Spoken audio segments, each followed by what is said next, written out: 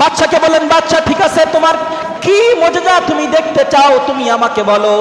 বাদশা তখন সঙ্গে সঙ্গে বলল, ওগো মুহাম্মদ, যারা নবী হবে তাদের মুজিজা হবে, অনেক কিছু মুজিজা তারা লাভ করবে, তোমার আজকে একটা মুজিজা দেখাতে হবে, সেটা হলো ওই এখন হলো দিন, এই দিনের সূর্য, এই সূর্যটাকে ডুবিয়ে তোমাকে রাত আনতে হবে, রাত আনার পরে চাঁদ উদিত করতে হবে, চাঁদ উদিত করার পরে ওই চাঁদটাকে মাঝখান থেকে দ্বিখণ্ডিত করতে হবে। তুমি যদি করতে পারো তাহলে আমি মেনে নেব তুমি সত্য নবী। আর আমার একটা স্পেশাল প্রশ্ন আছে, এইটা যদি জবাব দিতে পারো তাহলে আমি মেনে নিব তুমি সত্য নবী, আবার 12,000 সৈন্য সহ কালিমা পড়ে মুসলমান হয়ে যাব। বলছে ঠিক আছে ও বাদশা হাবিব বিন মালিক, যদি আমি আমার এই মুজিজা যদি আমি দেখাতে পারি তাহলে কিন্তু ইসলাম ধর্ম গ্রহণ করতে হবে। বলছে হ্যাঁ, কথা দিলাম ইসলাম ধর্ম গ্রহণ করব।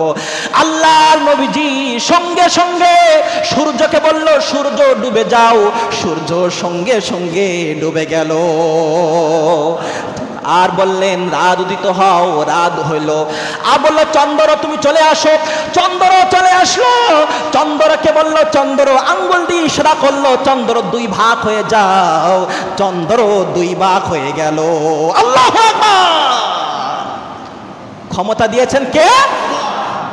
এই দৃশ্য যখন সমস্ত কাফের বেঈমানেরা, মক্কার সমস্ত মানুষ যখন এই দৃশ্য দেখলো, তারা মুসলমান হওয়ার জন্য তারা আগ্রহ সৃষ্টি হয়ে গেল। সঙ্গে সঙ্গে নবীজি বললেন, ও হাবিব বিন মালিক, তুমি তো বলেছো মুজিজা দেখাও, মুজিজা দেখিয়েছি, এবার তুমি কালিমা পড়ে নাও।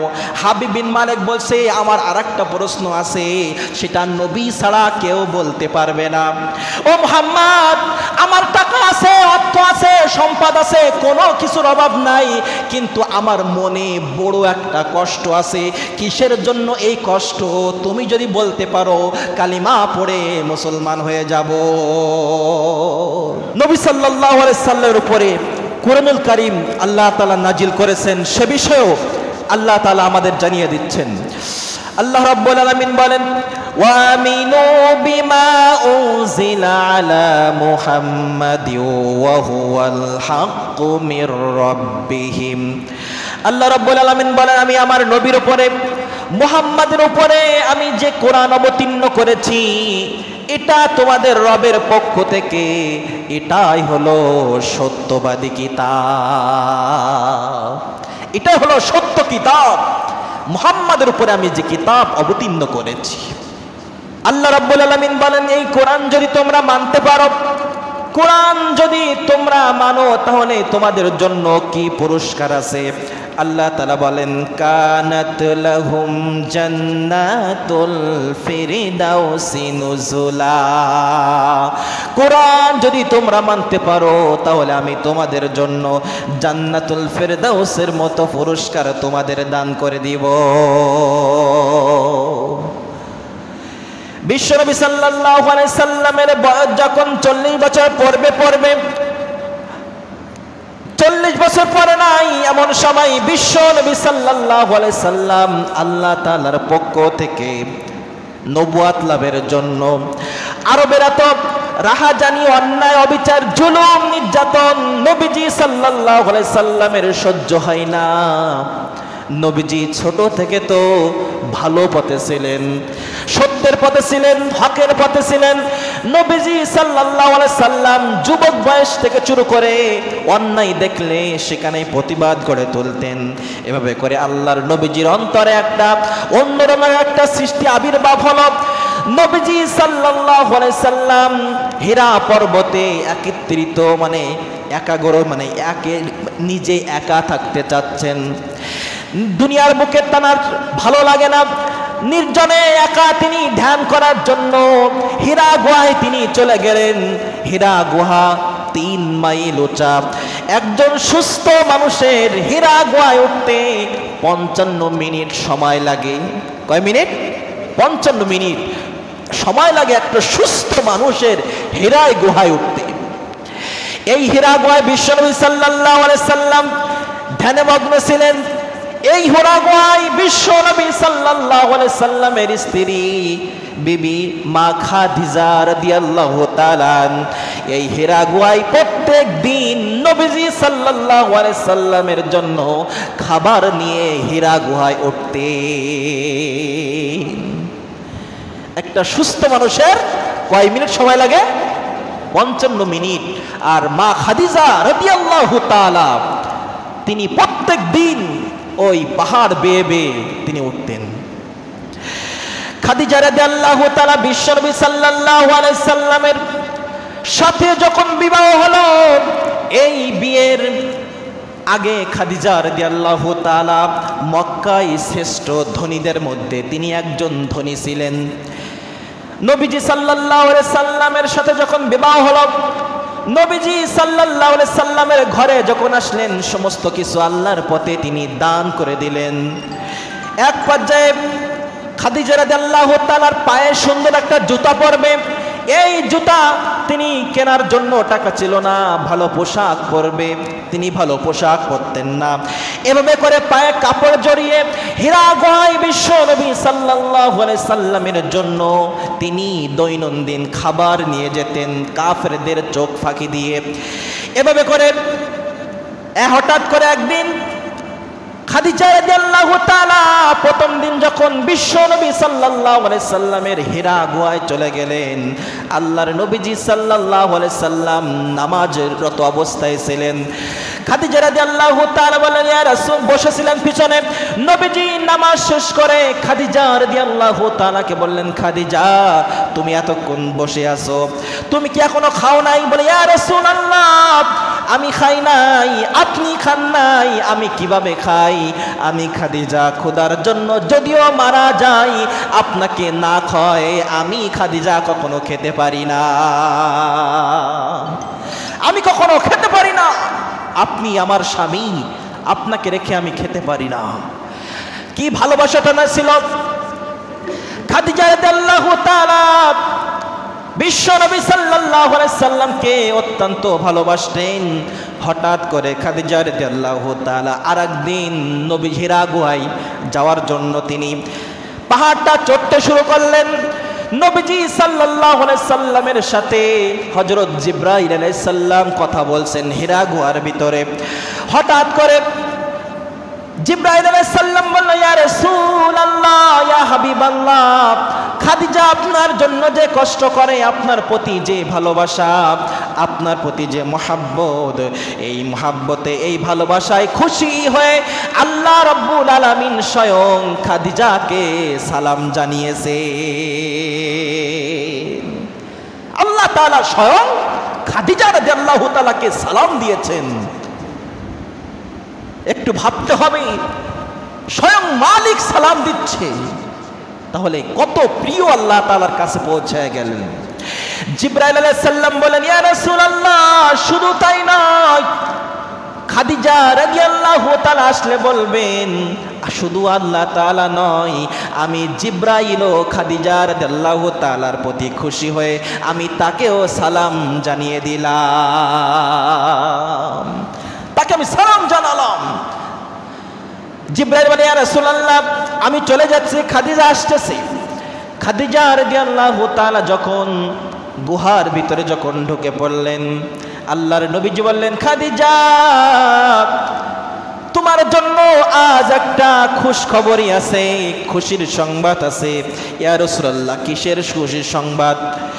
সঙ্গে সঙ্গে নবীজি বললেন, খাদিজা তোমার আমার প্রতি তোমার এত মহাব্বত, এত ভালোবাসা, এত আমার কাছে পৌঁছায় গিয়েছো, আল্লাহ তাআলা এত খুশি হয়ে গিয়েছে, এত কষ্ট পরিশ্রম করে তুমি আমার প্রতি ইহসান করতেছো, আল্লাহ তাআলা এই খুশি হয়ে তুমি খাদিজা, তোমাকে আল্লাহ তাআলা স্বয়ং সালাম দিয়েছেন। শুধু তাই নয়, জিবরাইলও তোমাকে সালাম জানিয়েছেন। খাদিজা রাদিয়াল্লাহু তাআলা বললেন, ওগো আমার স্বামী, আল্লাহ তাআলার সালামের জবাব কিভাবে দিতে হয় সেটা আপনি দিয়ে দেন, আর জিবরাইলের সালাম আমি দিচ্ছি, ওয়া আলাইকুমুস সালাম। জিবরাইলের সালাম আমি দিয়ে দিলাম, আল্লাহ তাআলার সালাম কিভাবে দিতে হয় সেটা আল্লাহ তাআলার কাছে আপনি দিয়ে দেন। এভাবে করে বিশ্বনবী সাল্লাল্লাহু আলাইহি সাল্লামের বয়স যখন 40 বছর হয়ে গেল, কয় বছর? 40 বছর যখন হয়ে গেল, আল্লাহর নবী সাল্লাল্লাহু আলাইহি সাল্লামের কাছে জিবরাইল ওহী নিয়ে আসলেন। জিবরাইল আলাইহিস সালাম বললেন, ইয়া রাসূলুল্লাহ, ইয়া রাসূলুল্লাহ, আপনি আল্লাহ তাআলার এই কিতাব আপনি পড়েন। নবীজি সাল্লাল্লাহু আলাইহি সাল্লাম বলেন, আমি পড়তে জানি না, আমি পড়তে পারি না। জিবরাইল আলাইহিস সালাম বলে, ইয়া রাসূলুল্লাহ, আপনি পড়েন। বলে, আমি পড়তে জানি না। জিবরাইল আলাইহিস সালাম নবীজি বুকের মধ্য নিয়ে একটা জোরে চাপ দিলেন। চাপ দেওয়ার পরে আল্লাহর নবীকে বললেন, জিবরাইল বললেন, নবী আপনি পড়েন। সঙ্গে সঙ্গে জিবরাইল আলাইহিস সালাম তেলাওয়াত করতে শুরু করলেন, বিসমিল্লাহির রহমানির রহিম। সূরা আলাকের 5টি আয়াত জিবরাইল আলাইহিস সালাম নবীর কাছে প্রথম নিয়ে আসলেন। সঙ্গে সঙ্গে জিবরাইল পড়তে শুরু করে দিলেন, ইকরা বিসমি রাব্বিকাল্লাযী খলাক, খলাকাল ইনসানা মিন আলাক, ইকরা ওয়া রাব্বুকাল আকরামুল্লাযী আল্লামা বিল কলম, আল্লামাল ইনসানা মা লাম ইয়ালাম। যখন জিবরাইল আলাইহিস সালাম পড়লেন, নবীজি সাল্লাল্লাহু আলাইহি সাল্লাম জিবরাইল আলাইহিস সালামের সাথে পড়ার জন্য তড়ি ঘড়ি করতেছেন। আল্লাহ তাআলা সে কথাও দেখলেন।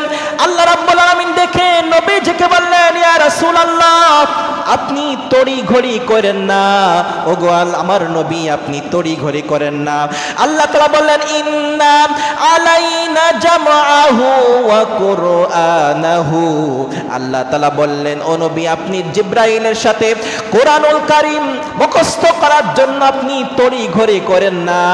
আমি 30 পারা কোরআন আপনার সিনার ভিতরে ঢোকায় দেওয়ার দায়িত্ব আমি আল্লাহ তাআলার। আমি আল্লাহ তাআলা আপনার সিনার ভিতরে কোরআন ঢোকায় দেওয়ার জন্য। নবীজি সাল্লাল্লাহু আলাইহি সাল্লাম পাহাড় থেকে নেমে দূরত বাসায় চলে আসলেন। খাদিজা রাদিয়াল্লাহু তাআলাকে বলছেন, খাদিজা রে, তুমি আমাকে কম্বল দিয়ে ঢেকে দাও, তুমি আমাকে কম্বল দিয়ে ঢেকে দাও। আমি ভীত হয়ে গিয়েছি। আমাকে কে যেন আমাকে আসর দিয়েছে। ও খাদিজা, তুমি আমাকে ঢেকে দাও।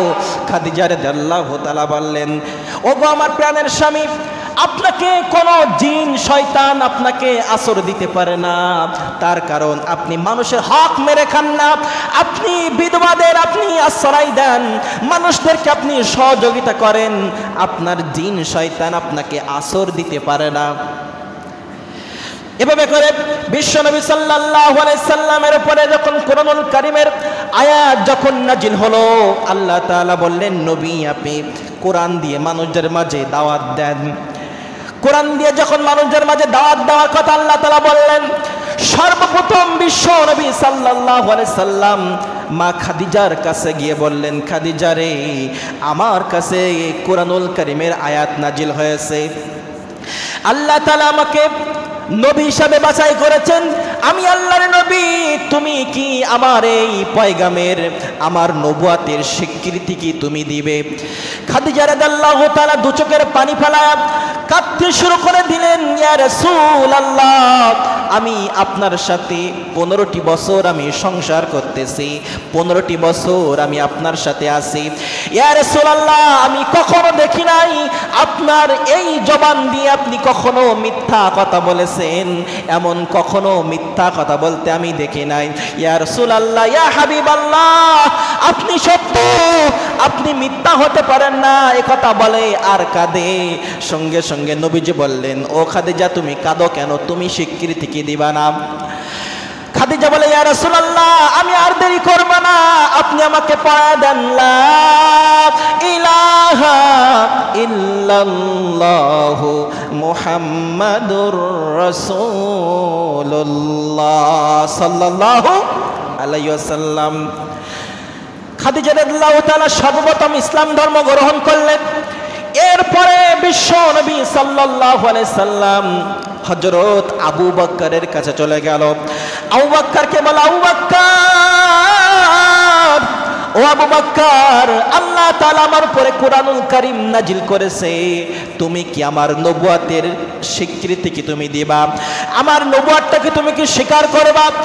আবু বকর কান্না শুরু করে দিল, ওগো বন্ধু, 20টা বছর আমি তোমার সাথে চলেছি, অনেক ব্যবসায়িক কাজে বিভিন্ন জায়গায় আমি সফরে তোমার সাথে গিয়েছি, তুমি জীবনে তোমার জবান দিয়ে একটা মিথ্যা কথা বলো নাই। ওগো মুহাম্মদ আমার বন্ধু, আমি আর দেরি করব না, তুমি আমাকে পড়িয়ে দাও ঈমানের কালিমা লা ইলাহা ইল্লাল্লাহু মুহাম্মাদুর রাসূলুল্লাহ সাল্লাল্লাহু আলাইহি ওয়াসাল্লাম। আবু বকর ইসলাম ধর্ম গ্রহণ করলেন। এরপরে নবীজি হযরত আলীর কাছে গেলেন।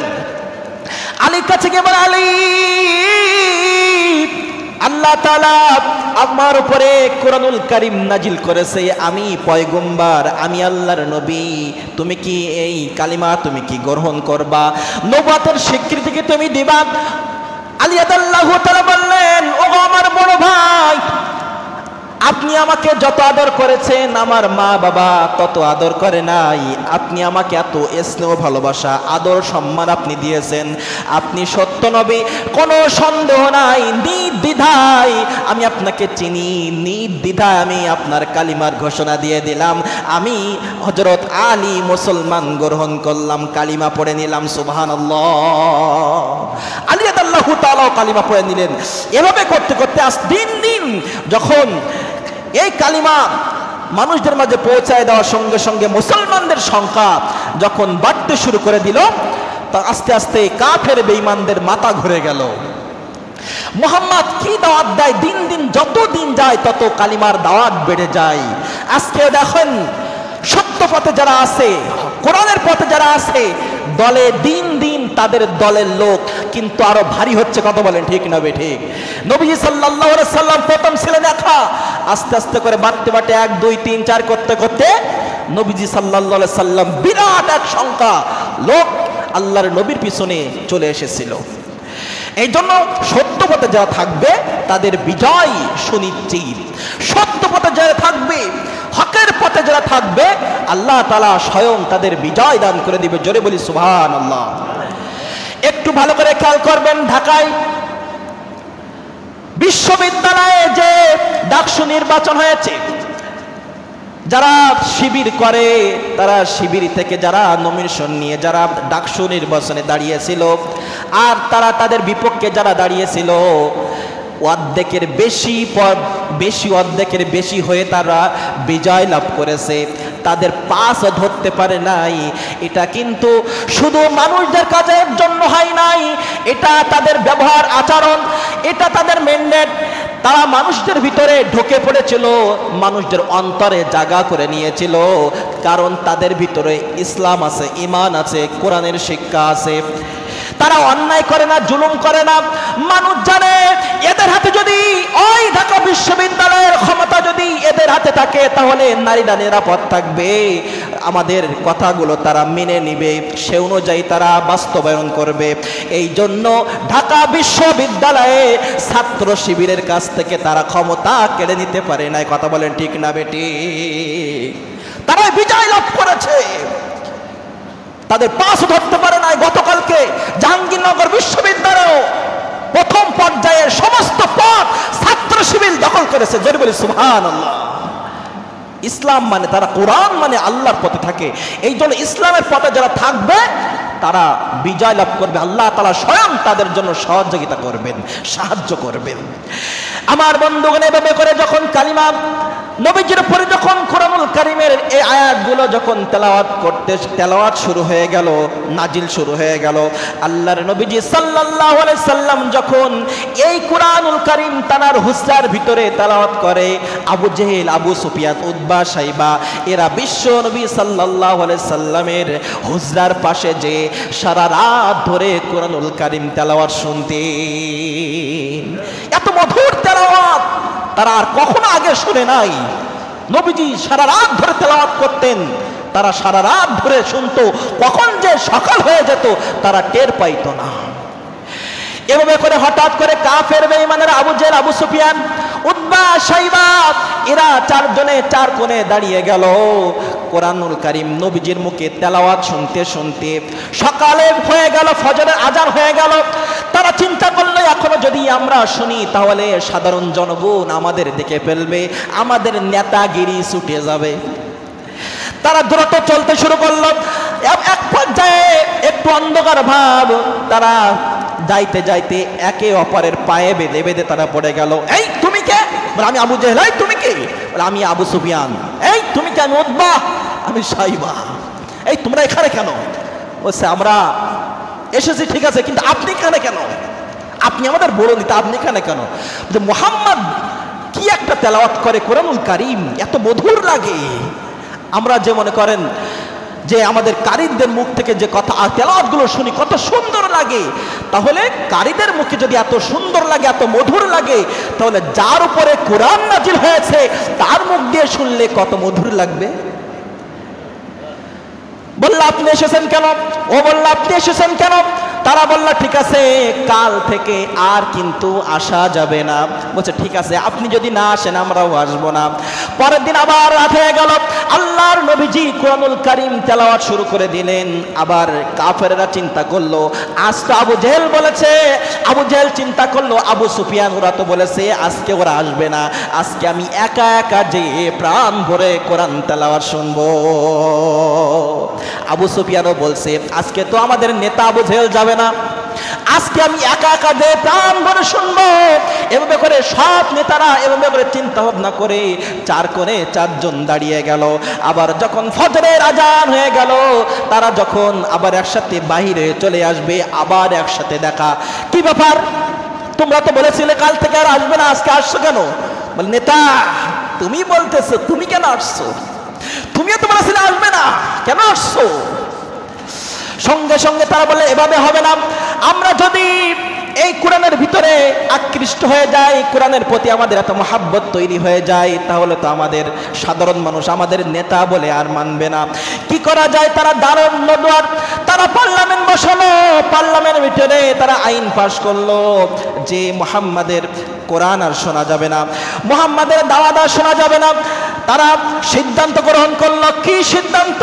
তারা সঙ্গে সঙ্গে যে সিদ্ধান্ত করেছিল আল্লাহ রাব্বুল আলামিন সে কথাও কোরআনুল কারীমের ভিতরে বলে দিলেন, ওয়াকালাল্লাযীনা কাফারু লা তাসমাউ লিহাযাল কুরআনি ওয়ালগাউ ফীহি লাআল্লাকুম তাগলিবুন।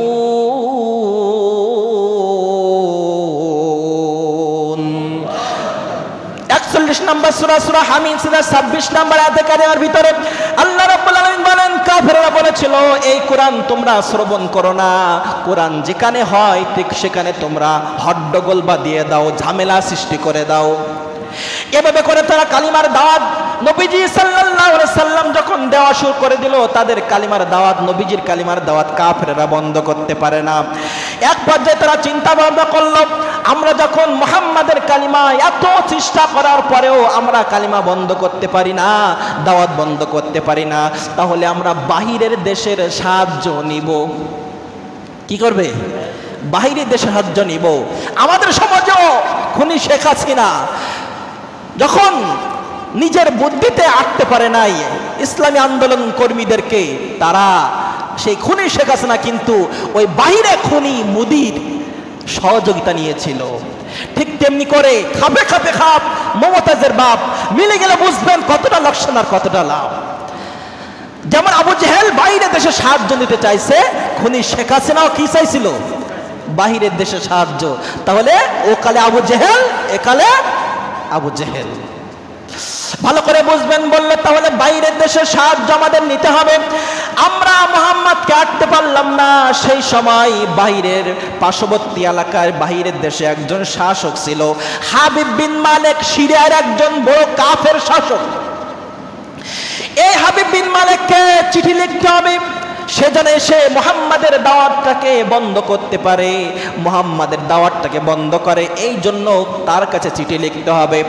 রাতের বেলা এক জায়গায় মিটিং ডাকলো, মিটিং ডেকে তারা বলল ও আমাদের বাদশা হাবিব বিন মালিক, আমাদের সমাজে একজন যুবক আছে।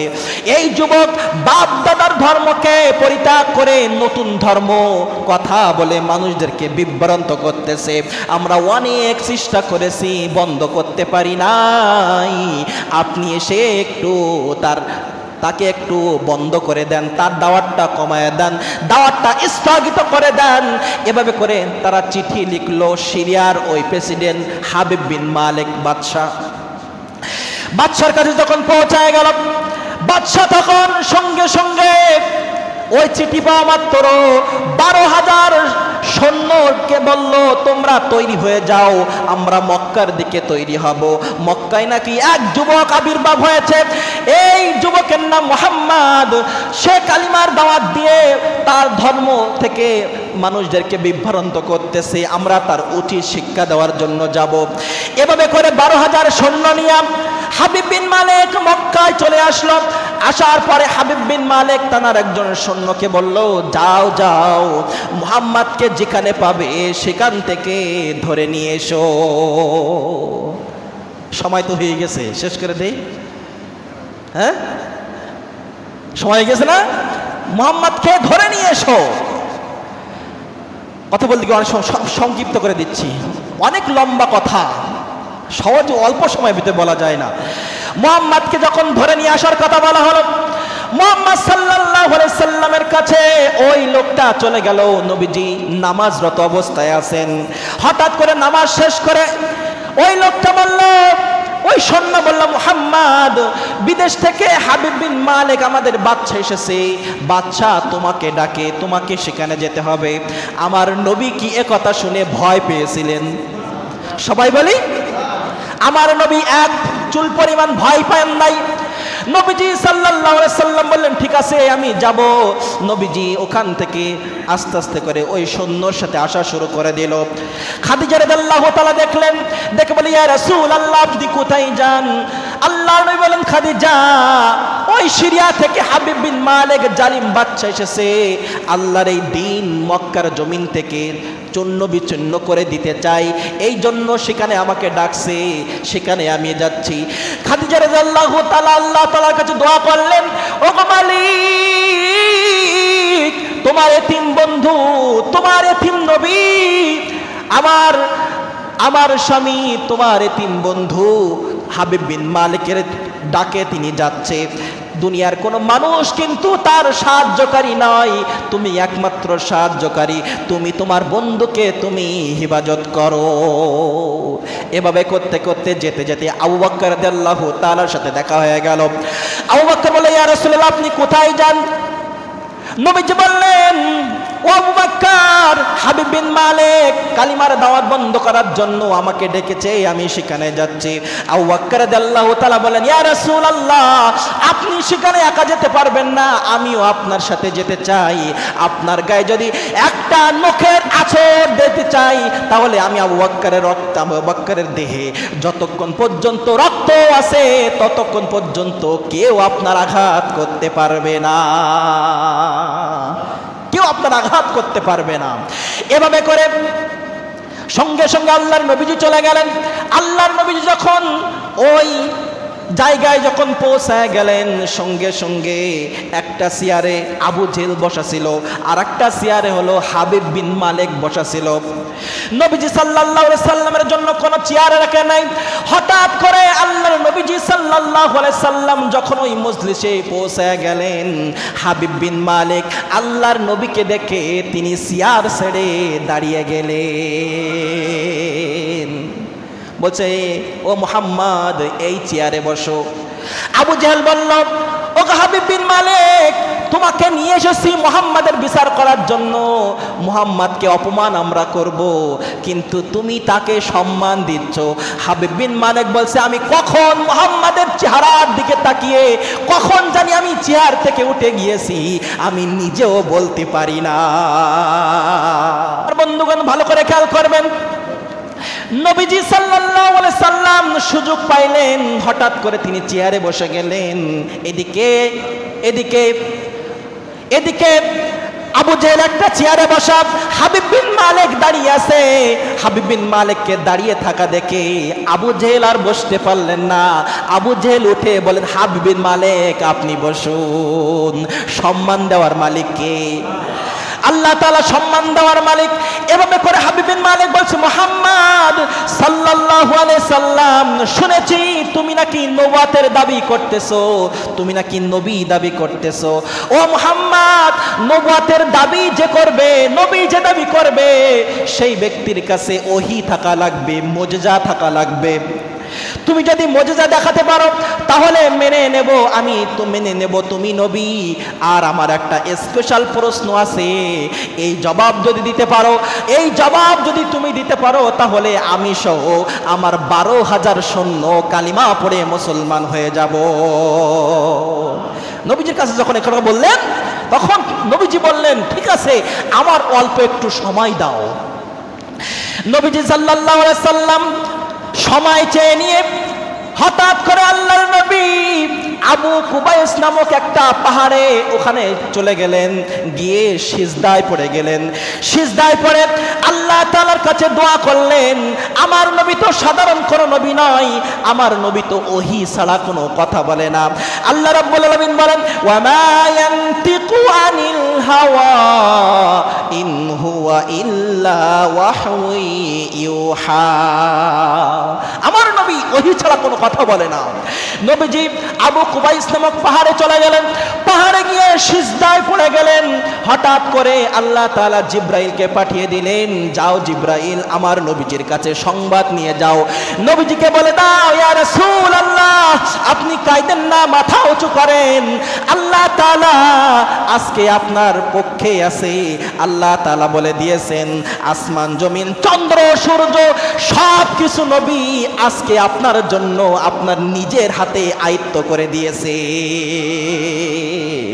আপনার নিজে হাতে দিয়ে আপনার কাছে সব দিয়েছেন, আসমান জমিন চন্দ্র সূর্য সব কিছু ক্ষমতা আজকে আপনার হাতেই। নবীজি সাল্লাল্লাহু আলাইহি সাল্লাম ওখান থেকে আল্লাহ তাআলার পক্ষ থেকে এই রায় পেয়ে সঙ্গে সঙ্গে আবার ওই বাদশার ওখানে চলে আসলেন। বাদশাকে বলেন, বাদশা ঠিক আছে, তোমার কি মুজিজা তুমি দেখতে চাও তুমি আমাকে বলো। বাদশা তখন সঙ্গে সঙ্গে বলল, ওগো মুহাম্মদ, যারা নবী হবে তাদের মুজিজা হবে, অনেক কিছু মুজিজা তারা লাভ করবে, তোমার আজকে একটা মুজিজা দেখাতে হবে, সেটা হলো ওই এখন হলো দিন, এই দিনের সূর্য, এই সূর্যটাকে ডুবিয়ে তোমাকে রাত আনতে হবে, রাত আনার পরে চাঁদ উদিত করতে হবে, চাঁদ উদিত করার পরে ওই চাঁদটাকে মাঝখান থেকে দ্বিখণ্ডিত করতে হবে। তুমি যদি করতে পারো তাহলে আমি মেনে নেব তুমি সত্য নবী। আর আমার একটা স্পেশাল প্রশ্ন আছে, এইটা যদি জবাব দিতে পারো তাহলে আমি মেনে নিব তুমি সত্য নবী। আবার 12,000 সৈন্য সহ আমি সহ কালিমা পড়ে মুসলমান হয়ে যাব। কি প্রশ্ন দেখছেন? এই প্রশ্নটা মুসা আলাইহিস সালামের কাছ থেকে নিয়ে আসা হলো। মুসা আলাইহিস সালাম যেমন যে ওই নীল নদে যে লাঠির আঘাত করে 12টা রাস্তা তৈরি হয়ে গিয়েছিল, তারা ভেবেছিল এটা তো মানে জমিনের উপরে এটা সম্ভব হতে পারে, কিন্তু আসমানে তো সম্ভব না। তারা এটাই ভেবে এই বড় প্রশ্ন তারা করে ফেললো। যখন করলো বলছে, ঠিক আছে ও বাদশা হাবিব বিন মালিক, যদি আমি আমার এই মুজিজা যদি আমি দেখাতে পারি তাহলে কিন্তু ইসলাম ধর্ম গ্রহণ করতে হবে। বলছে, হ্যাঁ কথা দিলাম ইসলাম ধর্ম গ্রহণ করব। আল্লাহর নবীজি সঙ্গে সঙ্গে সূর্যকে বলল, সূর্য ডুবে যাও, সূর্য সঙ্গে সঙ্গে ডুবে গেল। আর বললেন রাত উদিত হও, রাত হইল। আর বললো চন্দ্র তুমি চলে আসো, চন্দ্র চলে আসলো। চন্দ্রকে বলল, চন্দ্র আঙ্গুল দিয়ে ইশারা করলো, চন্দ্র 2 ভাগ হয়ে যাও, চন্দ্র 2 ভাগ হয়ে গেল। আল্লাহু আকবার। ক্ষমতা দিয়েছেন কে? যখন এই কথা বলা হলো, একথা যখন বলে, এই দৃশ্য যখন সমস্ত কাফের বেঈমানেরা, মক্কার সমস্ত মানুষ যখন এই দৃশ্য দেখলো, তারা মুসলমান হওয়ার জন্য তারা আগ্রহ সৃষ্টি হয়ে গেল।